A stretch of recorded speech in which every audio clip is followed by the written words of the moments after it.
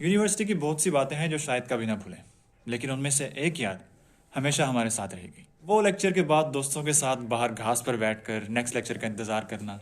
उस वक्त next lecture का इंतज़ार तो कम होता था, लेकिन उस वक्त की ट्रेंडिंग ऐप्स ज़्यादा यूज़ की जाती थी। अब या तो सोशल मीडिया या फिर उस वक्त की पॉपुलर तरीन गेम्स।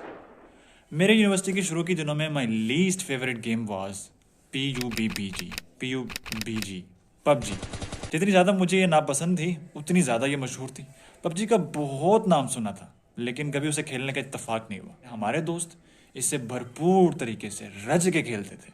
जो ही लेक्चर से फ्री होते थे, बाहर ग्राउंड में घास के ऊपर एक दायरा बना लेते थे और सबके हाथ फिर जेब की तरफ जाते थे। फिर मोबाइल निकलते और फिर सिर्फ एक ही सदा होती, और चले गेम लगा। और मुझे उनका ये अमल कुछ ज़्यादा अच्छा लगता नहीं था। मुझे उनके गेम खेलने से मसला नहीं था, मुझे तो बस उनकी सिर्फ पबजी खेलने से मसला था। और पबजी खेलने की प्रैक्टिस हर लेक्चर के बाद और हर रोज़ हुआ करती थी। मजाल है कि किसी दिन नागा किया हो और मैं बस हाथ में मोबाइल पकड़े उनकी तरफ देखता ही रहता था, ये हो क्या रहा है। फिर एक दिन कुछ ऐसा हुआ जो मैंने कभी एक्सपेक्ट ही नहीं किया था।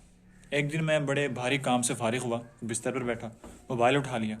उस वक्त इंटरनेट तो बहुत तेज़ चल रहा था, लेकिन मेरा दिमाग नहीं। दोस्तों की कंपनी का असर इस कदर बढ़ गया था कि उस फारिग लम्हे में मुझे सिर्फ एक ही बात याद रही, पबजी। तो भाई बगैर कुछ सोचे समझे मैं सीधा प्ले स्टोर पर गया, लिखा पबजी, इंस्टॉल कि मैंने पूरे सब्र के साथ आधे घंटे में उसका इंतज़ार किया। वो डाउनलोड हुई, मैंने उससे खेला।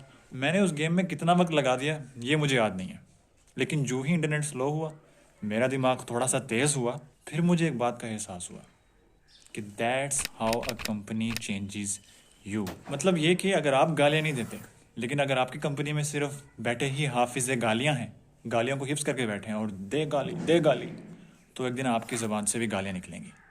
आप सिगरेट नहीं पीते, लेकिन अगर आपकी कंपनी में कुछ ऐसे लोग हैं, ऐसे शहजादे हैं जो डब्बियाँ की डब्बियाँ पी जाते हैं, तो ऐसा हो ही नहीं सकता कि आप सिगरेट को हाथ ही ना लगाएं।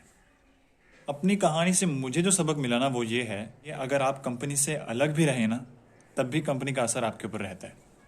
अगर आपने बहुत ज़्यादा वक्त गुजारा होगा अपनी कंपनी के साथ, तो हो सकता है कि ज़िंदगी भर भी उसका असर रहे, और फिर चाहते हुए भी आप अपनी वो आदत हटा नहीं सकते। इसलिए be conscious about your company.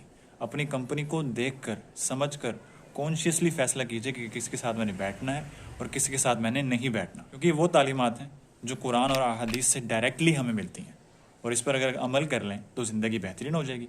अमल ना किया तो खसारे का सौदा है।